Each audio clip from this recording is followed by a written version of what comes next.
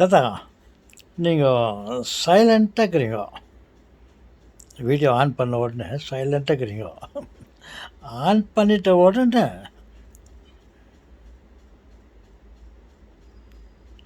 அப்படி உங்கள் முகம் ஆ, ஒரு மாதிரி ஸ்மைல் தானாக வருது. ஏன் தாத்தா, இந்த வீடியோ ஆன் பண்ண உடனே உங்களுக்கு ஆட்டோமேட்டிக்காக இந்த சைலண்டாக ஃபேஸ் வந்து ஸ்மைலிங் ஃபேஸ் ஆகுதா? Is there any connected with your face and the video? So whenever you start the video, then gradually your face gets a smile. ஆமாவா? இருக்கலாம். உங்களை பார்த்த உடனே உங்களோட பேச வேண்டும் என்ற ஆர்வம் வந்தவுடன் ஆட்டோமேட்டிக்காக அதுவாகவே ஒருவேளை செயல்படும் முகம் மலரும். முள்ளும் மலரும்ன்ற மாதிரி தாத்தா மூஞ்சம் மலரும். ஏன் தாத்தா, நீங்கள் நான் முள்ளவா? இல்லை. ஓகே தாத்தா, இன்னொரு உண்மையை சொல்கிறீங்களா? நாங்கள் கேட்குறோம். முயற்சி செய்கிறேன். என்ன கேட்க போகிறீங்க? இல்லை, கடவுள் எத்தனை விதமான மனிதர்களை படைத்திருக்கிறார் தாத்தா? ஹியூமன், மேல் அண்ட் ஃபீமேல் கூட இருக்கலாம். எத்தனை வகையாக மனிதர்களை படைத்திருக்கிறார்?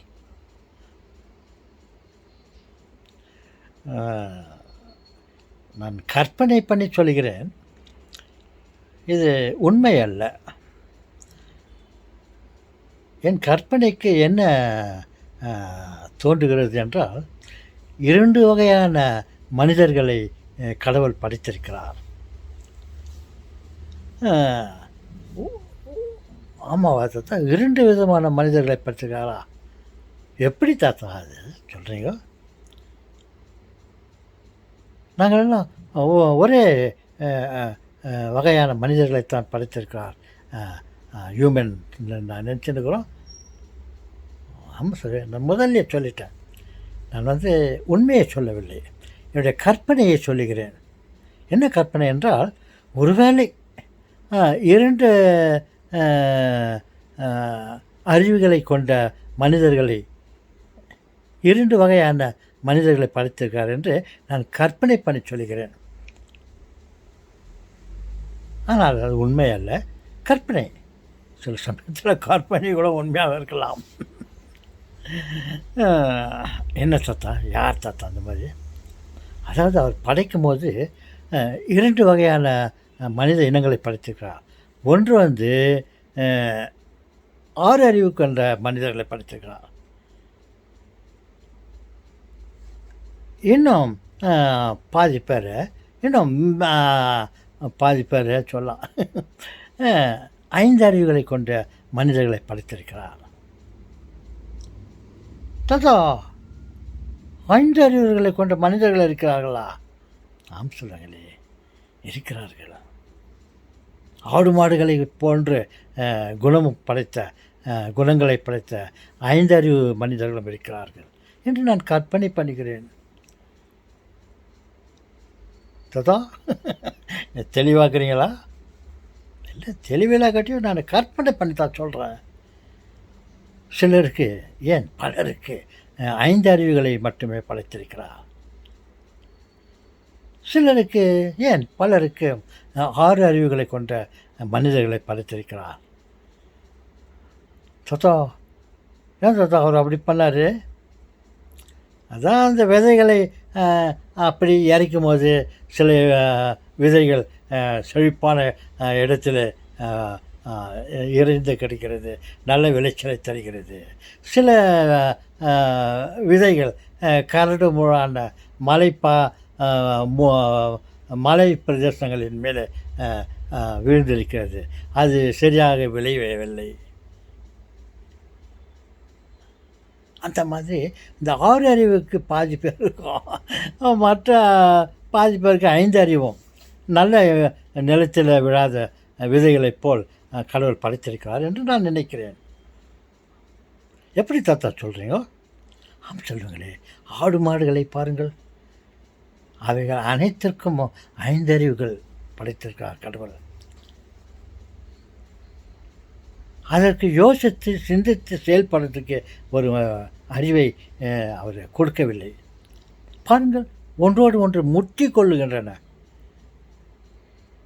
ஒன்றை ஒன்று குச்சிக்கின்றன, தள்ளுகின்றன, வாலில் சண்டை போடுது, கொம்பில் சண்டை போடுது. மிருகங்களை பாருங்கள், ஒன்றை ஒன்று அடித்து கொலை செய்கின்றன. சாப்பிடுவதற்காக அந்த மாதிரி கொலை செய்த அவைகளை உன்னால் பரவாயில்லை. அதே மாதிரி தான் மனிதர்களும் ஒருவனை ஒருவன் அடிக்கிறான், பகைமை கொள்ளுகிறான், சண்டை போடுகிறான். அவைகள் மிருகங்கள் தன்னுடைய பாதுகாப்புக்காக கொடுக்கப்பட்ட கொம்புகளால் குச்சி சண்டை போட்டு ஒன்றை ஒன்று சாவடிக்கின்றன, சண்டை போடுகின்றன, முட்டிக்கொள்கின்றன. அவைகளுக்கு 5 அறிவு இருக்கிறது. அதனால் சிந்தித்து செயல்படக்கூடிய அறிவு இல்லை. ஆனால் அப்படியும் சொல்வதற்கில்லை. பல மிருகங்கள், பல பறவைகள், ஈவன் கொசு, மஸ்கிட்டோஸ், அவங்களுக்கெல்லாம் 5 அறிவு இருக்கிறது. நான் 0.5 ஆம் சொல்லுங்களேன். அவைகள் கூட சிந்தித்து செயல்படுகின்றன. ஒரு கொசு வந்து நம்ம மேலே உட்கார்ந்து கடிக்கலான்னு பார்க்கும்போது அது யோசிக்குது, தாத்தா என்ன மூடில் இருக்கிறாரு, நம்ம உட்காந்தோடனே கட்சாக்கா நம்மளை அடிச்சிடுவாரா, இல்லை அவர் எங்கன்னா அவருடைய கவனம் வேறு எங்கன்னா இருக்குதா அப்படின்னு யோசிக்குது. நம்ம கவனால் வேறு எங்கன்னா இருக்கும்போது அந்த சமயத்தில் கட்சி சாப்பிட்டு ஓடிடுது. அது அந்த இடத்துல வந்து சிந்தித்து செயல்படுது. சொல்லுங்களே. ஆனால் மனிதனுக்கு அந்த சிந்திக்கும் சிந்தித்து செயல்படும் அந்த 6வது அறிவு இல்லை. பாருங்கள், பேருக்கு பெரிய மனிதர்கள் சண்டை போடுகிறார்கள், ஆயுதங்களை வைத்துக்கொண்டு சண்டை போடுகிறார்கள். இந்த நாட்டிலிருந்து அந்த நாட்டை அழிக்க முயற்சிக்கிறார்கள். அவனை கொல்ல வேண்டும், அந்த நாட்டை நாம் பிடிக்க வேண்டும். பகைமை உணர்ச்சி, பொறாமை உணர்ச்சி, அவன் நாட்டை உள்ள அருமையான கட்டடங்களை இடித்து நாசமாக்க வேண்டும். அந்த 5 அறிவு கொண்ட மனிதன் செய்யக்கூடிய வேலையா அது? அதை உருவாக்குவதற்கு எவ்வளோ கஷ்டப்பட்டான். அவன் பட்டது உனக்கு தெரியாத, நீ எவ்வளோ பில்டிங்கெல்லாம் பண்ணிக்கிற, அதெல்லாம் பண்ணுறதுக்கு நீ எவ்வளோ சிரமப்பட்டு இருக்கிற. இப்படியெல்லாம் சிரமப்பட்டு செய்து உருவாக்கின கட்டிடங்களை எல்லாம் அடித்து நொறுக்கி தரைமட்டமாக்கி கொண்டிருக்கிறார்களே. இவர்களெல்லாம் 6 அறிவு கொண்ட மனிதர்களாக அவர்கள். இந்த இடத்துல நான் கண்டிப்பாக சொல்லுவேன், அவர்களுக்கு கண்டிப்பாக 6 அறிவு இல்லை, வெறும் 5 அறிவு தான் இருக்கிறது. உங்களுக்கு பிரச்சனை, நமக்கு பிரச்சனை இருந்தால் அந்த 6வது அறிவை பயன்படுத்தவில்லை. அவர்கள் இருந்ததால் கண்டிப்பாக பயன்படுத்தியிருப்பார்கள். சுமூகமான வழியில் பிரச்சனைகளை தீர்த்து கொண்டு சந்தோஷமாக பகிர்ந்து வாழ்ந்திருப்பார்கள். அவன் பேச்சுவார்த்தைக்கு வரவில்லையா? அல்லது பேச்சுவார்த்தை தொடங்குவதற்கு முன்னே அவனை அடித்து தகவச்சிடணும். அந்த நாட்டில் இருக்கிற ப்ராப்பர்ட்டியெல்லாம் இது பண்ணிக்கணும். ஏதோ பொதுநலம் செய்கிற மாதிரி ஒரு எண்ணம் கொண்டு தகாத வேலைகளை, நாச வேலைகளில் ஈடுபடுகிறார்கள். இவர்களெல்லாம் 6 அறிவு இருக்குதா? அந்த வழியில் தான் சொல்லுகிறேன், அவர்களெல்லாம் 5 அறிவு இருக்கிறது அப்படி என்று நான் கற்பனை பண்ணுகிறேன். கண்டிப்பாக இந்த மாதிரி நிலையில் தன் வாழ்க்கை கொண்டு போகிறவங்களுக்கு இந்த 6 அறிவு இல்லை என்றே நான் சொல்லுவேன். ஆறு அறிவு இருந்தால் அமைதியான முறையில், சந்தோஷமான முறையில் பகிர்ந்து ஆண்டவர் பட்டது எல்லாருக்கும் வார்த்தை ஏதாவது ஒரு பேச்சுவார்த்தை தான் இல்லை. பேச்சுவார்த்தையை விடுங்கள், மற்ற ஏதாவது புது வழிகளை கண்டுபிடிங்கள். ஆறாவது அறிவு இருக்குது உங்களுக்கு, எங்கே போச்சு? கண்டிப்பாக ஆறாவது அறிவு இருந்தால் ஒருத்தர் முட்டிக்கிறார்களே, பகைமை உணர்ச்சி கொள்கிறார்களே, இவர்கள் யாரும் பலாத்காரமான வழியில் நடக்க மாட்டார்கள். இவர்கள் எல்லோரும் ஐந்தறிவுகளை கொண்ட மனிதர்களாகத்தான் இருக்க முடியும் என்று நான் நினைக்கிறேன். அந்த ஒரு கால்குலேஷனில் நான் சொல்கிறேன். சிலருக்கு 5 அறிவை கொடுத்திருக்கிறார். 6வது அறிவு இருந்தால் அமைதியான முறையில் வாழ்க்கையை சந்தோஷமாக அனுப்பித்திருப்பார்கள், கடவுளுக்கு விருப்பமான வழியில் நடந்திருப்பார்கள். அந்த 6வது அறிவு இல்லாதனால மிருகங்களைப் போல் முற்றிக்கொள்கிறார்கள். அவர்களுக்கும் மனிதர்களுக்கும் என்ன வித்தியாசம்? அவைகளுக்கு தான் 5 அறிவு இருக்கிறது, இவனுக்கு 6 அறிவு இருக்கிறது. எங்கே போச்சு அந்த 6வது அறிவு? அப்படி நான் நினைக்கிறேன் சொல்லுங்களே. ஓகே, அதிக நேரமாக நான் பேசிவிட்டேன். உங்கள் கேள்விக்கு நான் இதே பதில் சொல்கிறேன். சிலருக்கு 5 அறிவுகளையும் சிலருக்கு 6 அறிவுகளையும் கடவுள் படைத்திருக்கிறார்.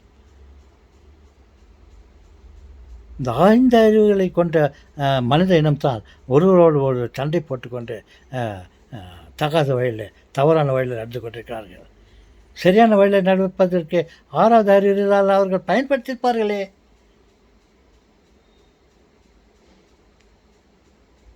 எங்கே போச்சு அந்த 6வது அறிவு? இல்லையே அவர்களுக்கு 6வது அறிவு. நான் ஒரு பேச்சுவார்த்தையில் தானே இருக்கிறது சுமூக முடிவதற்கு. ஏதாவது பல வழிகளை கண்டுபிடியுங்கள்.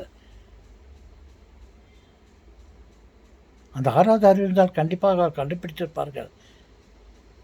பாவம், கடவுள் தவறு செய்து விட்டார் என்று நினைக்கிறேன்.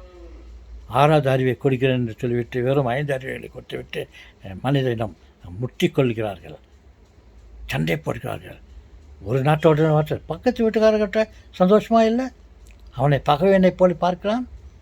பக்கத்து நாட்டுக்காரனை பாருங்கள், அவனை பகைவனை போல் பார்க்கிறான். அவனும் அதே போல் தான், அவன் நம்மை பகைவனை போல் பார்க்கிறான். அதே பக்கத்து வீட்டுக்காரனும் நண்பனும், அவன் நண்பன் என் பார்த்தால் பகைவனாக இருக்கிறான்.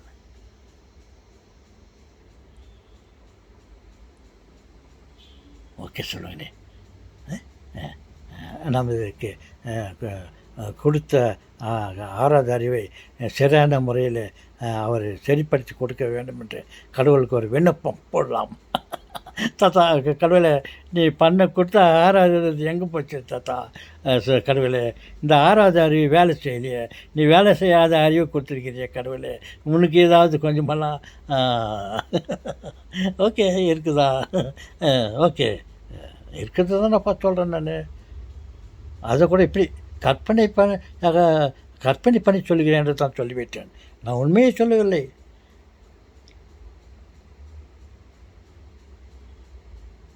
ஓகே, என் மீது கோபம் கொள்ளாதீர்கள். 5 அறிவா 6 அறிவா கொண்ட மனிதர்களே, நண்பர்களே, உடன்பிறப்புகளே.